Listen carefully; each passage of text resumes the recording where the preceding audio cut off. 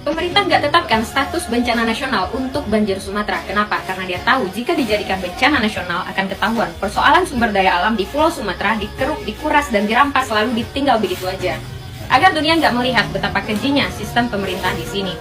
Apa perlu bencana itu melanda Anda sekeluarga, Pak? Baru ditetapkan sebagai bencana nasional. Siapa yang bertanggung jawab atas hal ini? Sebut saja inisialnya Zulkifli Hasan. Karena dia yang duduk di kursi kehutanan waktu izin-izin pelepasan kawasan marak dilakukan. Sekarang, kolom komentar akunnya ditutup ya Pak. Gue nggak takut nyebut nama karena udah muak lihat pejabat senyum manis saat bagi sembako, saat panen raya, menggunakan wajah kesopanan. Tapi di balik senyum itu menyimpan niat terselubung yang membuat hutan Sumatera digilas truk tambang. Yang lebih nggak habis pikir, rusaknya akal sehat bangsa ini. Yang rela kasih karpet merah buat para pejabat yang izin-izinnya berakibat fatal merusak alam. Sumatera bukan bencana tapi rencana, koreksi kalau benar. Kayu gelondongan itu saksinya. Itulah alasannya, lebih ramai berita artis selingkuh dan berita receh seperti tumbler hilang untuk menutupi hal sebesar ini.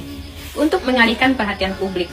Politik memang kejam kawan. Bencana yang ditimbulkan bukan main, tapi mereka seolah tutup mata. Yang gundulin hutan sedang nyaman sekarang nonton TV di apartemen, sedangkan para korban berjuang bertahan dengan kondisi seadanya. Membayar kesalahan mereka dengan tangis dan air mata. Saat ini banyak korban yang gak dapat mengirim kondisi realnya karena sebagian jaringan terputus, lampu mati, listrik padam, ya, dan banyak akses lumpuh total.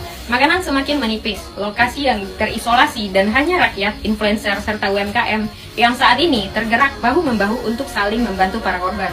Daripada menunggu uluran tangan pemerintah yang entah kapan kelamaan. 10,5 juta hektar hilang, Indonesia jadi nomor 2 yang kehilangan hutan tropisnya.